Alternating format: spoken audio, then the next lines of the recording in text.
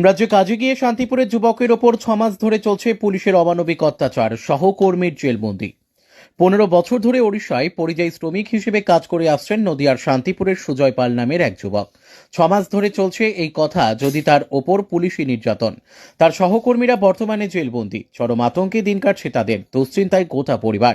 তারা সকলেই চাইছেন রাজ্য পুলিশ ব্যবস্থা গ্রহণ করুক যাতে তারা নিশ্চিত নিরাপত্তার মধ্যে কাজ করতে পারে এবং বাড়ি ফিরতে পারে। শান্তিপুর থানার ঘোড়ালিয়া মাঠপাড়া এলাকার বাসিন্দা সুজয় পাল দীর্ঘ 15 বছর ধরে ওড়িশার ভঞ্জননগরে হকারির কাজ করেন। তার সঙ্গে নদিয়া জেলার একাধিক পরিযায়ী শ্রমিক রয়েছে।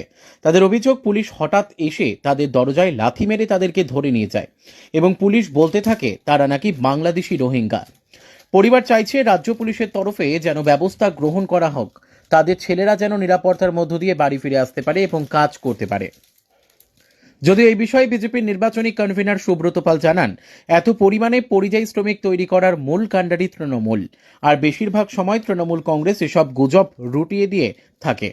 তবুও তাদের যদি সঠিক পরিচয়পত্র থাকে তবে নিশ্চিন্তভাবে আমরা সেই রাজ্যের পুলিশের সঙ্গে দলগতভাবে কথা বলে তাদের নিরাপত্তার ব্যবস্থা করব। অন্যদিকে বিজেপিকে কটাক্ষ করেছে তৃণমূল। নদিয়া দক্ষিণ INTTUCর সভাপতি সনৎ চক্রবর্তী বলেন, যে রাজ্যে ডবল ইঞ্জিন সরকার রয়েছে সেখানেই হিন্দুরা অত্যাচারিত। বিজেপি জানে বাংলায় পরাজয় তাদের নিশ্চিত, আর সেটা জেনেই বিশেষ করে বাঙালিদের বেছে বেছে অত্যাচার করছে ভিন রাজ্যে।